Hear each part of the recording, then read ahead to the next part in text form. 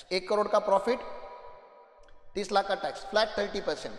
Then उसके ऊपर अगर 1 करोड़ के ऊपर कमाते हो तो सरचार्ज लगता है 12% का, एंड देन 4% का sale, that is the tax rate. Okay, तो पार्टनरशिप फर्म को लेके if you have any other question? नहीं, पार्टनरशिप अगर समझ में आया तो मुझे एलएलपी आपको समझाने के लिए ज़्यादा टाइम नहीं लगेगा, क्योंकि एलएलपी मतलब वही जो पार्टनरशिप फर्म थोड़ी अनऑर्गेनाइज होती है उसका ही ऑर्गेनाइज वर्जन क्या है, लिमिटेड लाइबिलिटी पार्टनरशिप। तो एलएलपी कौन से एक्ट में बनती है? पहले तो LLP act 2008, this is a central act, central government का एक्ट, इसलिए ये आरओसी पे रजिस्टर्ड होता है, रजिस्टर ऑफ कंपनीज, ठीक है ना। एमसीए पोर्टल जो बोलते हैं ना, मिनिस्ट्री ऑफ कॉर्पोरेट अफेयर, उस पोर्टल पे रजिस्टर्ड होता है। एलएलपी हमेशा अच्छा होती है। आपने शार्क टैंक करके देखा होगा, अभी सीरीज, एक बिजनेस सीरीज चलता है ना शार्क टैंक, तो उसमें जिसमें इन्वेस्टमेंट किया जाता है ना, वो सामने जो लीगल स्ट्रक्चर होता है वो मैक्सिमम केसेस में या तो एलएलपी होता है या तो प्राइवेट लिमिटेड कंपनी होता है। Okay, they don't invest in proprietorship, and proprietorship में शेयर कैसे दोगे सामने वाले को ना, एंड पार्टनरशिप में भी नहीं करते, तो they always invest in the legal structure of LLP and private limited company, ठीक है। तो ये एक बहुत अच्छी चीज है। ये बेनिफिट डायरेक्टली देखना चालू करते हैं। सेपरेट लीगल एंटिटी, एलएलपी का पैन सेपरेट, पैन सेपरेट तो जीएसटी सेपरेट, तो बहुत अच्छा टैक्स प्लानिंग हो सकता है कि नहीं? आप समझो ना, हम 2 पार्टनर हैं ना, मैं और सागर पार्टनर है। सागर एक इंडिविजुअल है, मैं एक इंडिविजुअल है, हम दोनों बिजनेसमैन थे। हम दोनों ने एक एलएलपी बनाई और सोचा एलएलपी को बड़ा करेंगे, तो एलएलपी का जीएसटी नंबर ले लिया। सारा बड़ा बिजनेस कहां से कर रहे हैं? एलएलपी से में कर, और जो छोटा मोटा है वो कहां पे कर रहे हैं? इंडिविजुअल में। तो इंडिविजुअल बंद करके हम एलएलपी नहीं फॉर्म करते। प्रैक्टिकल लाइफ की बात कर रहा हूं मैं। इंडिविजुअल्स के बिजनेस को हम रखते ही है, कंटिन्यू रखो उसको वैसे ही, लेकिन उसको छोटे लेवल पे रन करो, नॉन जीएसटी में रन करो, आपके लेवल पे रन करो, आपकी मर्जी है। हाँ, दोनों मिलके एक एलएलपी को साथ में रन करो, बड़ा धंधा जो होगा वो एलएलपी के थ्रू करो। एलएलपी का वैल्यूएशन अच्छा निकलता है। एलएलपी में आगे अगर आपको थर्ड पार्टनर को लेना है तो you can give 5% for 5 lakh rupees, 50 lakh rupees, 5 crore रुपए, डिपेंडिंग अपॉन आपकी वैल्यूएशन, आपका नेटवर्थ क्या आ रहा है, आपके बिजनेस में ताकत कितना है, राइट। अभी हमने रिसेंटली आपने देखा होगा, हमने एक नाम नहीं लेता अगेन क्लाइंट का, आप लोग समझ जाओ, अपना एक क्लाइंट है जिसका हमने 0.5% सेल किया है, 0.5% फॉर 5 लाख रुपीज, ठीक है ना, 0.5% फॉर 5 लाख रुपीज, मतलब 1% कितने के लिए?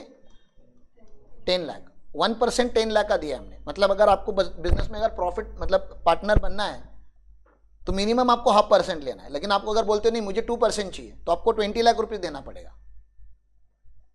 तो आपको नहीं लग रहा 2% खाली देके अगर बिजनेस में अगर 20 लाख आ रहा है तो कितना अच्छा कैपिटल है, और उसके ऊपर कोई फिक्स ऑब्लिगेशन नहीं, कोई ईएमआई नहीं है। तो आप सोचो 50% सेल करके हमने कितना अच्छा पैसा खड़ा किया फर्म के लिए, because we have added around 60-70 partners, अभी 60+ हुए, 68 पार्टनर्स हमने ऐड किए। So it's a huge capital formation for the firm, लेकिन वो एलएलपी के स्ट्रक्चर में हुआ। तो बहुत ऐसा मत समझो कि एलएलपी मतलब 2 partner, 3 partner, 5 partner. We have 68 partners का फर्म, वी हैव 22 पार्टनर्स। हमने 6 पार्टनरशिप फर्म को मर्ज करके एक एलएलपी बनाया, पार्टनरशिप फर्म को मर्ज किया है, 6 पार्टनरशिप फर्म को मर्ज करके एक एलएलपी बनाया हुआ है। तो अगेन ये करना है तो आपका विजन बहुत लॉन्ग होना चाहिए, विजन बहुत स्ट्रांग होना चाहिए, तो ये करके मतलब है। तो एलएलपी में आओगे तो कॉर्पोरेट स्ट्रक्चर में आने का सोच के ही आना है, तो that is the benefit. Perpetual succession, इस वर्ड का मतलब क्या? Perpetual succession. पार्टनर्स की डेथ होने के बाद भी एलएलपी क्या होगा? परपेचुअली सक्सीड होगा, क्योंकि एलएलपी के डीड में क्लियरली लिखा जाता है कि अगर पार्टनर की डेथ होगी तो उसका जो शेयर है वो ट्रांसफर कैसे होगा, ठीक है ना। तो पहला ऑफर हम देते हैं कि जो एग्जिस्टिंग पार्टनर्स है दे विल बाय आउट, बोलते हैं उसको, क्या बोलते हैं? अगर किसी को रिजाइन करना है या डेथ हुई तो एग्जिस्टिंग पार्टनर को ऑप्शन जाएगा कि उसका बाय आउट करना है। सेकेंड लेवल पे हम बोलते हैं कि फैमिली में लीगल हेयर अगर आगे आके वो बिजनेस कंटिन्यू करना चाहते हैं तो with the permission of other partners they can become partner in the business and they can continue. Third case में अगर दोनों पॉसिबल नहीं तो उस पार्टनर की जो वैल्यू बनती है उस डेथ पे, आज डेथ हुई तो आज उसका जो प्रोपोर्शनेट वैल्यू बनता है उतना पैसा उसके फैमिली को हम ट्रांसफर करते और उसका शेयर कैंसिल किया जाता है। अंडरस्टूड? तो परपेचुअल सक्सेशन मतलब हमें पता है कि डेथ के बाद क्या करना है। लिमिटेड लाइबिलिटी ये तो मैंने बता ही दिया। पार्टनर्स की इंडिविजुअल लाइबिलिटी क्या होती है यहाँ पे, लिमिटेड। लेकिन आप ही ने फ्रॉड किया होगा तो आप बोल सकते हो क्या, मैंने तो एलएलपी के नाम पे फ्रॉड किया तो मेरी इंडिविजुअल प्रॉपर्टी अटैच नहीं होनी चाहिए। अरे फ्रॉडुलेंट हो, आप क्रिमिनल हो। तो आपके केस में ना कंपनी में ना एलएलपी में कहीं पे भी आपको कोई लॉ नहीं बचा सकता, आपको इंडिविजुअली लाइबल होना पड़ेगा। लेकिन बाकी के पार्टनर्स, अभी हमने 68 पार्टनर्स का फर्म बनाया, 2 पार्टनर ने फ्रॉड किया, क्या 68 को पनिश करेंगे? नहीं, जो 2 है उनको करेंगे, बाकी लोग तो बच जाएंगे ना। नॉर्मल पार्टनरशिप फर्म में बाकी लोग नहीं बचेंगे, सब लोग लाइबल हो जाएंगे। फ्लेक्सिबल एलएलपी अग्रीमेंट, हम फ्लेक्सिबल क्यों लगते हैं? अग्रीमेंट क्या होता है, हर बार चेंज हो सकता है, जैसे टाइम आता है टाइम के हिसाब से चेंज हो सकता है। एक्सेस टू द कैपिटल, जो मैंने अभी एग्जांपल दिया आपको, access to the capital. Simplified incorporation process ना, बहुत आसान है। क्यों? आरओसी है, हमें कहीं जाना पड़ता है क्या फिजिकली पेपर सबमिट करने के लिए? नहीं। एडवांटेज क्या है? सब कुछ ऑनलाइन है। क्वेरी भी आएगी ऑनलाइन आएगी, सबमिशन भी ऑनलाइन होगा। और आपको पता ही है क्लाइंट और ऑफिसर जब आमने सामने आते नहीं तो जो हिडन कॉस्ट होता है अंडर द टेबल का, वो है ही नहीं ना, क्योंकि ऑफिशियल कॉस्ट में ही सबसे, ऑफिशियल कॉस्ट तो बहुत कम होती है, ऑफिशियल कॉस्ट में ही आपकी एंटिटी बन जाती है, इनकॉर्पोरेट हो जाती है। There is no unofficial cost, there is no corruption यहां पे। Transfer of ownership is very fine ना, बहुत अच्छा है। कल अगर आपको सारे पार्टनर्स को, तो राम श्याम घनश्याम ने तीनों ने पार्टनरशिप चालू की थी और ये अमर अकबर एंटोनी को ट्रांसफर करनी है, कर सकते हैं क्या? अरे कर सकते हैं ना, खाली डीड में नाम चेंज करने हैं उनके। तो बिजनेस सेल करना भी आसान है, 100% बता रहा हूं। एक पार्टनर ऐड करना तो ठीक ही था, मैं बता रहा हूं 100% transfer of business is possible. Merger possible है क्या 2 एलएलपी का? Do you understand? Merger, there is something called merger. 2 proprietor का मर्जर हो सकता है क्या? नहीं हो सकता। But can we merge 2 LLPs? Yes, merger is possible at LLP. Merger, take over, amalgamation, ये जो एडवांस वर्ड्स है, जिसको एडवांस बिजनेस मैनेजमेंट बोला जाता है, एडवांस स्ट्रैटेजीज बोला जाता है, that is possible at LLP. ठीक है sir, potential conflict of interest आ सकता है पार्टनर्स का, तो हमने क्या बोला है, हमने भी अपनी भी जो फर्म है वो एलएलपी में रन होती है। जब 68 पार्टनर्स है, ऐसे बड़े बड़े पार्टनर्स हम लाते हैं, तो ऐसा हो सकता है ना कि एक पार्टनर का कॉन्फ्लिक्ट हो रहा है, तो उसको क्या बोलने का, सिंपली आप ही बता दो ना। 40 पार्टनर है, हम सब यहाँ पे अभी क्लासरूम में बैठे, हम सब पार्टनर है एलएलपी में, हमारे में से एक को नहीं जम रहा है, हम लोग क्या कर रहे हो, तो क्या करेंगे? अपना शेयर रखो और निकल जाओ, वही करना पड़ेगा ना। अरे पहले उसको समझाया, सब कुछ किया, फिर भी वो मान नहीं रहा है, तो क्या करेंगे? उसको बोलेंगे अपना शेयर ट्रांसफर करो और आप निकलो। लेकिन फर्म नहीं पॉलिसी चेंज करेगी, क्योंकि मेजॉरिटी विंस, मेजॉरिटी लोग जो बात कर रहे हैं वही होगा, हर एक बंदे को सेटिस्फाई नहीं किया जा सकता, right. Unlimited liability in case of fraud, obviously fraud करोगे तो एलएलपी आपको प्रोटेक्ट नहीं करेगा। Again content of LLP agreement almost same ही है जो पार्टनरशिप फर्म में दिए। नेम ऑफ एलएलपी, तो पहले नेम अप्रूवल लेना पड़ता है ना, आप सहेली से बात करोगे तो आपको समझाएगी वो, पहले नेम अप्रूवल बनता है फिर डीड बनता है, क्योंकि डीड में नाम डालना जरूरी है ना, ठीक है ना। डेट ऑफ अग्रीमेंट, क्योंकि उधर से वो इफेक्ट में आएगा।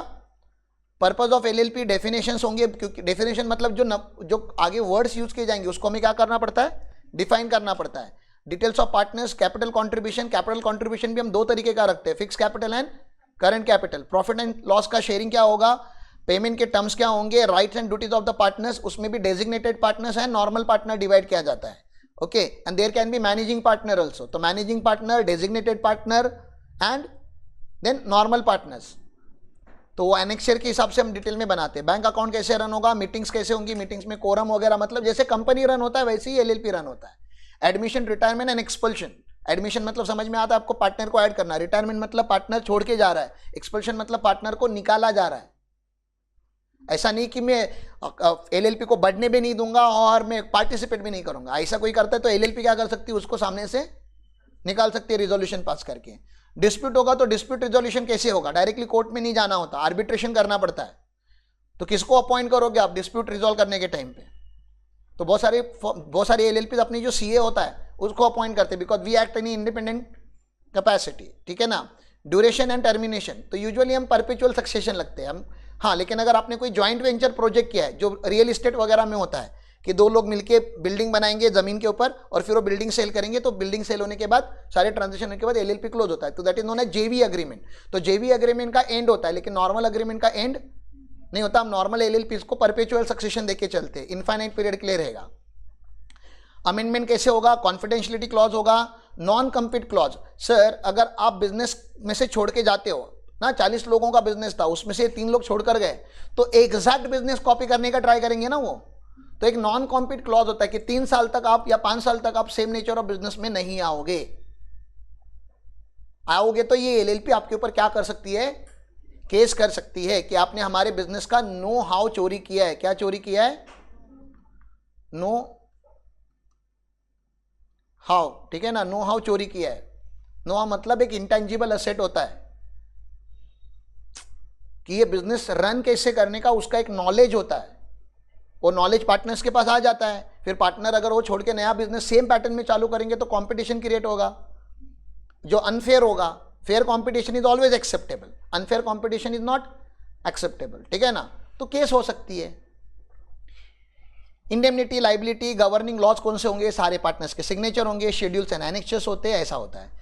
सर एलएलपी के annual compliance, I am not a right person to talk about annual compliances, तो साइली मैडम या आरती मैडम आपको इसके ऊपर लेक्चर ले लेगी। लेकिन एक फॉर्म 8 और फॉर्म 11 2 साल के जाते हैं। एक में आपको सॉल्वेंसी सर्टिफिकेट देना पड़ता है कि कोई पार्टनर इंसॉल्वेंट बना नहीं है, सब लोग सॉल्वेंट है, और एनुअल रिटर्न जाता है। लेकिन एलएलपी का जैसे कंपनी का फाइनेंशियल स्टेटमेंट पब्लिक डॉक्यूमेंट होता है, वैसे एलएलपी का financial statement is not a public document.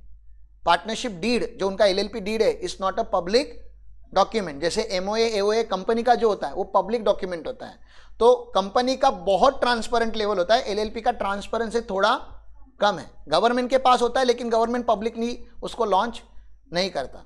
तो कोई कोई लोगों को बहुत रिस्क लगता है अपना डॉक्यूमेंट पब्लिक करने का, तो हम उनको एलएलपी सजेस्ट करते हैं कि आप क्या करो, एलएलपी, क्योंकि प्राइवेट लिमिटेड करोगे तो everything that happens in the company is publicly available. 100 rupees का पेमेंट करके वो सारे आपके कंपनी के डॉक्यूमेंट डाउनलोड कर सकते हैं। अगर प्राइवेट लिमिटेड है तो, पब्लिक लिमिटेड है तो 100 रुपीज़ भी देने की जरूरत नहीं है, सब पब्लिक, नाम ही उसका पब्लिक लिमिटेड है, तो data is publicly available. Any even non share holder can download data, anybody can download the data from ROC portal. तो अगर आपका बिजनेस ऐसा है जहां पे सीक्रेसी होना बहुत जरूरी है, तो आप क्या सजेस्ट करोगे? एलएलपी सजेस्ट करोगे, ठीक है ना। Sir maintenance of books of account mandatory है। डेजिग्नेटेड पार्टनर्स का ई केवाईसी, जो केवाईसी के नॉर्म्स होते हैं, आपने किया होगा ना ई केवाईसी, कितने लोगों ने किया? हाथ ऊपर करो। पार्टनर्स केवाईसी या डायरेक्टर केवाईसी कितने लोगों ने किया इस साल? बस इतने ही लोग, 4 ही लोगों ने किया। मेक श्योर कि ये बाकी सब लोग मतलब एक साल इन्वॉल्व हो जाएंगे ना, मतलब it's not very complicated process. नहीं, उनको सीखने के लिए, जस्ट फॉर लर्निंग कि पार्टनर्स केवाईसी कैसे किया जाता है। It's very simple but it's very important. क्यों ई केवाईसी करना जरूरी है? पता चला हमारे पास कितने 2 लोगों का पार्टनरशिप का मतलब उनका डेटा आ गया, उनके नाम पे हमने एक एलएलपी फॉर्म किया और उस एलएलपी में बहुत सारे फ्रॉड किए। आइडिया नहीं दे रहा आप लोगों को? हेलो आपको बता रहा हूं कि ऐसा हो सकता है ना। तो पार्टनर जब केवाईसी करते तो गवर्नमेंट को पता चलता है कि एक तो वो पार्टनर जिंदा है, वो डायरेक्टर जिंदा है, और दूसरा वो वॉलेंटरीली बिजनेस में काम कर रहा है। तो कभी कभी उसका वीडियो रिकॉर्ड करना पड़ता है डिजिटल सिग्नेचर बनाने के टाइम पे, पासवर्ड वगैरह जाते हैं, ओटीपी जाता है। तो यस, गवर्नमेंट चेक करना चाहता है कि वो लोग है, दे एग्जिस्ट, ठीक है ना। LLP audit, yes there are conditions. अगर आप कंडीशन क्रॉस करते हो एलएलपी एक्ट के हिसाब से, तो 25 लाख का कॉन्ट्रीब्यूशन, 40 लाख का टर्नओवर, ऐसे कंडीशंस है, तो आपको एलएलपी ऑडिट लगता है। It's not a tax audit, it's LLP audit under LLP act. Okay, filing of income tax return is mandatory, भले आपका इनकम नहीं हो फिर भी मैंडेटरी करना मैंडेटरी। और टैक्स का रेट देख सकते हो तो 30% की है, मतलब सेम ही है, ठीक है ना। इनकम टैक्स में फर्म और एलएलपी सेम ही माना जाता है, देयर इज नो सेपरेशन। तो अभी हमने क्या किया ना, कुछ पार्टनरशिप फर्म को हमने एलएलपी में कन्वर्ट किया, तो पैन चेंज नहीं हुआ। एक मिसकॉन्सेप्शन है मार्केट में कि हमारी पार्टनरशिप फर्म 12 साल से चालू है सर, 12 ईयर से, ठीक है ना। 12 ईयर से हमारी पार्टनरशिप फर्म चालू है, 12 ईयर से हमारी पार्टनरशिप फर्म चालू है। अगर हम इसको आज एलएलपी में कन्वर्ट करते हैं तो हमारा जो 12 ईयर्स का जो बिजनेस विंटेज है, जो एग्जिस्टेंस हमें लगा हुआ है, वो नहीं होगा और हमें नया सर्टिफिकेट ऑफ इनकॉर्पोरेशन मिलेगा। तो ऐसा नहीं है। आप जब पार्टनरशिप फर्म को एलएलपी में कन्वर्ट करते हो तो आपके पैन पे डेट ऑफ इनकॉर्पोरेशन वही आता है जिस दिन आपने पार्टनरशिप फर्म बनाई थी। ऑब्वियसली आपको जहाँ पे भी आपको ये बताना है कि partnership firm is converted into LLP, आप एक लेटर लिख के उनको क्लैरिफिकेशन दे सकते हो। और जितना कंप्लाइंट डिपार्टमेंट ने मुझे बताया, उन्होंने बोला कि क्लियरली लिख के आता है सर्टिफिकेट ऑफ इनकॉर्पोरेशन के ऊपर कि this is a converted LLP. PAN same रहता है, yes, date of incorporation change, लेकिन एग्जिस्टेंस बिजनेस का तो डेट ऑफ इनकॉर्पोरेशन तो एलएलपी का ही आएगा ना कि जिस दिन एलएलपी बनी। लेकिन अगर आपको ये दिखाना है कि मेरा बिजनेस 12 साल से एग्जिस्टेंस में है तो आपको एक, वही बता रहा हूं ना, एक कवरिंग लेटर आपको देना पड़ेगा और वो वर्ड हाईलाइट करने पड़ेंगे जहां पे सर्टिफिकेट ऑफ इनकॉर्पोरेशन में क्लियरली लिखा है कि it is a converted entity. और वो क्या एग्जैक्टली क्या हुआ है वो आपको देना पड़ेगा, पैन लगाना पड़ेगा। तो उससे आप प्रूव करते हो कि this is the same entity which got converted into LLP. क्योंकि कभी कभी क्या होता है, पार्टनरशिप फर्म का जो नाम होता है वो एलएलपी में अवेलेबल नहीं होता, तो कभी कभी नाम भी चेंज हो जाता है एंटिटी का। तो आप बैलेंस शीट वगैरह बनाते तो आपको लिखना होता है अर्स्ट वाइल, ऐसे लिखते हैं हम लोग कि पहले इस नाम से जाना जाता था, XYZ firm is converted into ABC LLP। Okay, anything in LLP that you wanted to know जो मैंने कवर नहीं किया?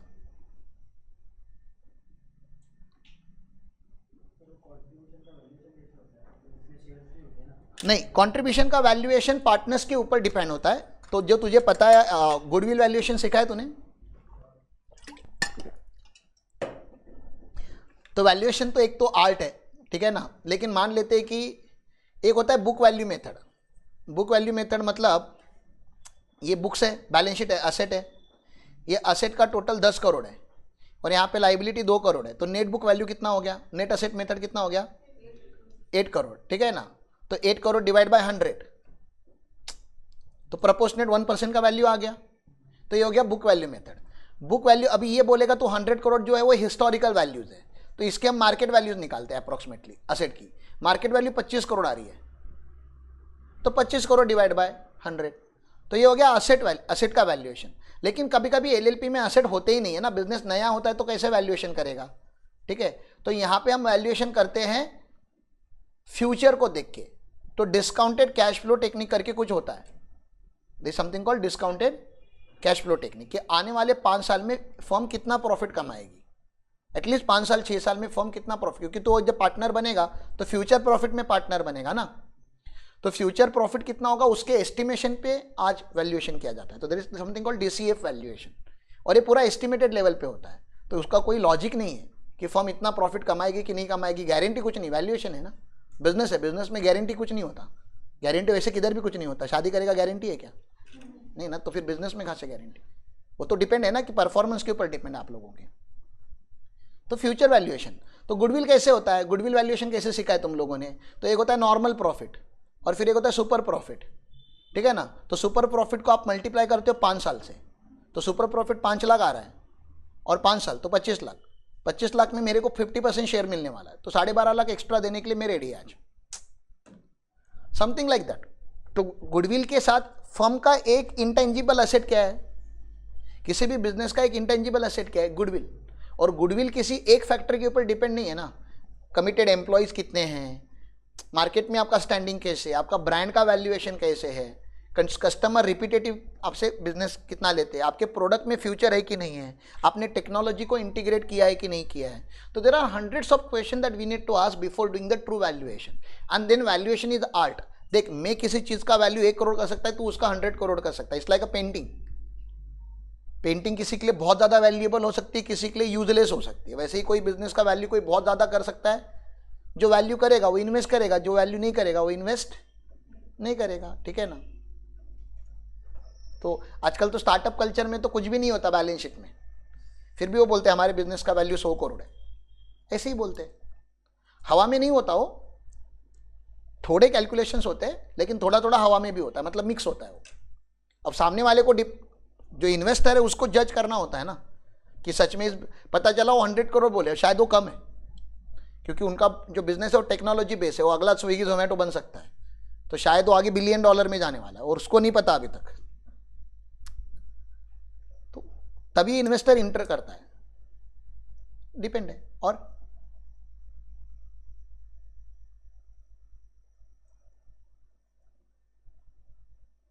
छोटा मोटा वैल्यूएशन आपको सीखना है तो आप शार्क टैंक के 2-4 एपिसोड देख लो तो आपको समझ में आ जाएगा। छोटा लेवल का, बड़े लेवल का शार्क टैंक पे नहीं होता। शार्क टैंक एक ड्रामा वाला शो है, ठीक है ना, तो उसमें ड्रामा ज़्यादा होता है क्योंकि शो है ना, रियलिटी शो है, तो थोड़ा माल मसाला, थोड़ा डायलॉग बाजी वो सब होता है। रियल आपको देखना है तो सीए इंस्टीट्यूट बहुत सारे प्रोग्राम लेती है जहाँ पे रियल इन्वेस्टर्स आते हैं, जहाँ पे रियल पिचेस होते हैं, तो वो आपको देखने का मौका मिलता है। तो उसका अभी एक प्रोग्राम होने वाला है दिल्ली में 31 जनवरी पे, वर्ल्ड फोरम ऑफ कांग्रेस करके, ठीक है ना, तो उसमें वर्ल्ड फोरम ऑफ अकाउंटेंट्स, ठीक है, तो बहुत सारे ऐसे स्टार्टअप स्पीचेस वहाँ पे होते हैं, इन्वेस्टमेंट्स होता है, तो आपको देखना होता है, रीड करना होता है। तो you need to read Economic Times, जो आप लोग नहीं रीड करते। आप लोग क्या रीड करते हो भगवान जाने, मतलब देख लो आप लोग क्या करते हो।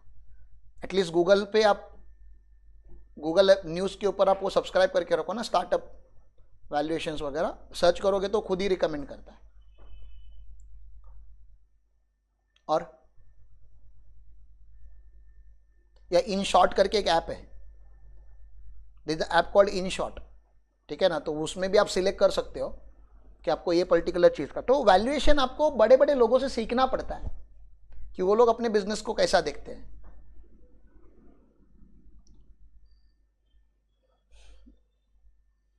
Anything else in LLP? LLP को स्टार्टअप इंडिया का रजिस्ट्रेशन मिलता है, तो that is one of the advantage.